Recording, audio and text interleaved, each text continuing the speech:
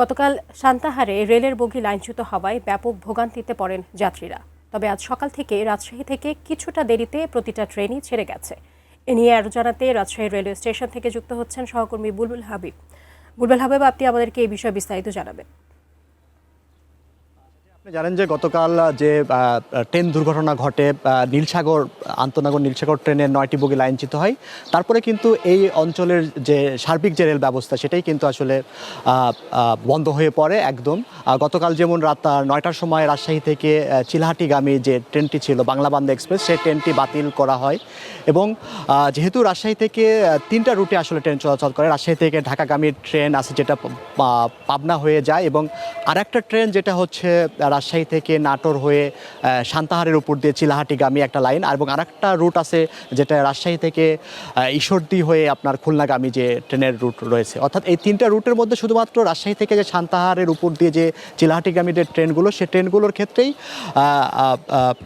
গতকাল যেমন বাংলাবান্ধ এক্সপ্রেস ট্রেনটি বাতিল করা হয়েছিল, যাত্রীদের মধ্যে একটা ব্যাপক ভোগান্তি তৈরি হয়েছিল। কারণ ট্রেন বাতিলের পরে যাত্রীদের কিন্তু যাত্রাটা বাতিল করতে হয়েছে, কারণ রাত্রে ট্রেনের সেভাবে আর কোনো ব্যবস্থা ছিল না। তবে আজকে সকাল থেকে আমরা যেটা দেখেছি যে রাজশাহী থেকে ঢাকাগামী যেগুলো Banalata express train, seal city এবং রাজশাহী থেকে যে তিতুমির এক্সপ্রেস ট্রেনটি, সেই ট্রেনটি কিন্তু আমরা দেখেছি যে এখান থেকে ছেড়ে গেছে। বিশেষ করে চিলাহাটিগামী যেটা সান্তাহারের ওই যেখানে ট্রেনের দুর্ঘটনা ঘটছে সেখান দিয়েই যেতে হয়, সেই লাইন দিয়ে তিতুমির এক্সপ্রেস ট্রেনটি, সেই ট্রেনটি আজকে 6:20-এই কিন্তু এখান থেকে ছেড়ে গেছে। তবে এখানকার যারা রেলওয়ে কর্তৃপক্ষ রয়েছে তারা বলছেন যে তারা ওই যে জায়গায় দুর্ঘটনা ঘটেছে তার আগে আসলে সান্তাহার পর্যন্ত ট্রেনটা থামছে, এবং পরে দুর্ঘটনা ওপার থেকে ট্রেন পরিবর্তন করে যাত্রীরা আসলে আরেকটা ট্রেনে সে ট্রেনে যেতে পারছে। অর্থাৎ ট্রেন পরিবর্তনের একটা ব্যবস্থা রেখেছে, এবং অন্য রুটে যেটা আসলে পঞ্চগড় থেকে বা রংপুর থেকে এবং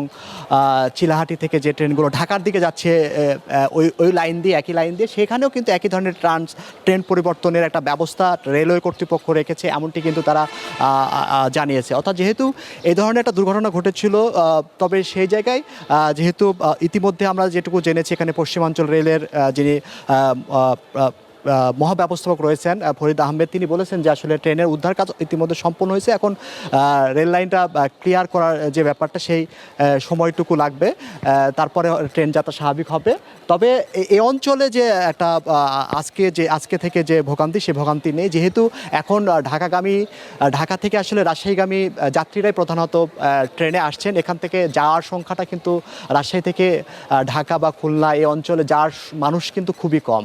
ঈদের পরে কিন্তু আবার এদিক থেকে চাপটা বাড়বে। অর্থাৎ এখন আসার যাত্রীরা আসছেন রাজশাহীতে, কিন্তু যাওয়ার পরিমাণটা খুবই কম। অর্থাৎ সব মিলিয়ে বলা যায় যে যেহেতু ট্রেন একটু বিলম্বে ছেড়েছে আজকে, তার রেলওয়ে কর্তৃপক্ষ আশা করছে দুপুরের পর থেকে হয়তো বা সেই নির্ধারিত যে শিডিউল, সেই শিডিউল মেনটেন করেই ট্রেন চলাচল করবে। তো এই ছিল এখান থেকে সাজিয়া যে ট্রেনের সার্বিক পরিস্থিতি।